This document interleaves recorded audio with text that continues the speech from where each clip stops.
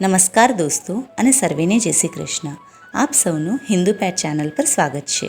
આજે આપણે કરીશું દત્તાત્રેય વ્રતની વાર્તા. આ વ્રત કરવાની વિધિ.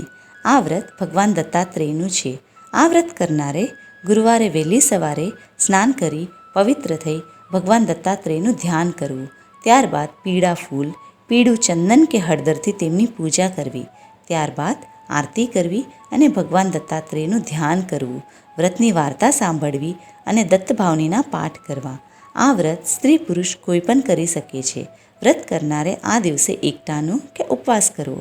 પુરુષોએ ગુરુવારના દિવસે દાઢી કે હજામત કરાવવા નહીં. આ વ્રતના પ્રભાવથી ભગવાન દત્તાત્રેય પ્રસન્ન થાય છે અને વ્રત કરનારની સદડી મનોકામના પૂર્ણ કરે છે. આ વ્રતની વાર્તા. લક્ષ્મીનગર નામનું એક ગામ હતું. નામ પ્રમાણે માતા લક્ષ્મીજીની કૃપા આ નગર પર હતી. ત્યાં લક્ષ્મીચંદ નામ એક વણિક શેઠ રહેતા હતા.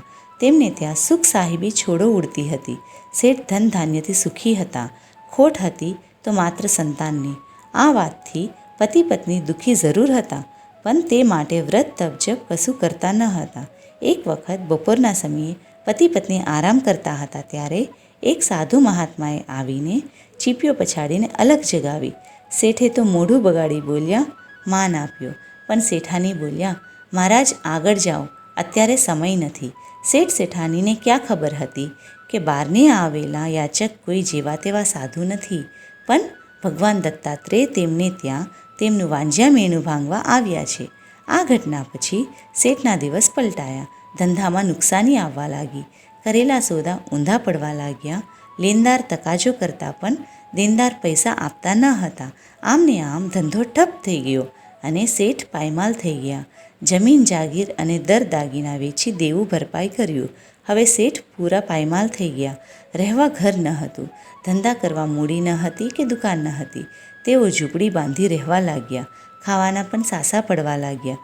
અન્ન અને દાંતને વેર થઈ ગયું. ક્યારેક ક્યારેક પેટ પૂરતું ખાવા પણ મળતું ન હતું.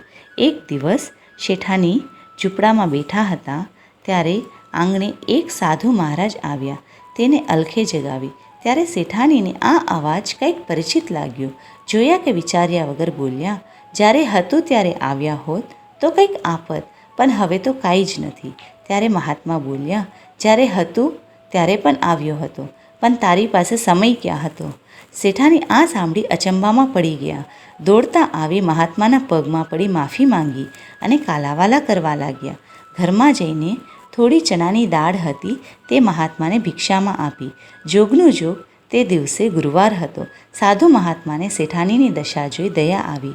તેમણે શેઠાનીને કહ્યું, હે દીકરી, તું ગુરુવારના દિવસે ભગવાન દત્તાત્રેયનું વ્રત કર.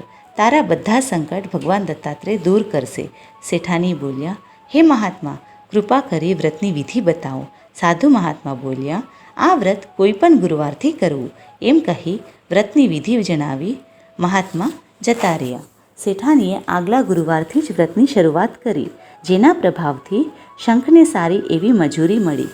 પછીના ગુરુવારે દેનદાર આવી લેવાના પૈસા આપવા માંડ્યા. ધીમે ધીમે શેઠનો ધંધો સારો ચાલવા લાગ્યો. પહેલાંના જેવી જાહો જલાલી થઈ ગઈ. પોતાની વેચેલી હવેલી પાછી ખરીદી લીધી. હવે શેઠની બુદ્ધિ પણ સત્માર્ગે વળી હતી. તેને ધંધા સાથે ધર્મ ધ્યાનમાં પણ મન લગાડ્યું. તેમને ભગવાન દત્તાત્રેયનું ભવ્ય મંદિર બનાવ્યું. સમય જતાં શેઠાનીએ રાજકુંવર જેવા પુત્રને જન્મ આપ્યો. હે ભગવાન દત્તાત્રેય, તમે જેવા શેઠ શેઠાનીને ફળ્યા એવા વ્રત કરનાર, કથા કહેનાર અને સાંભળનારને ફળજો અને સૌના મનોરથ પૂર્ણ કરજો. બોલો ભગવાન દત્તાત્રેયની જય.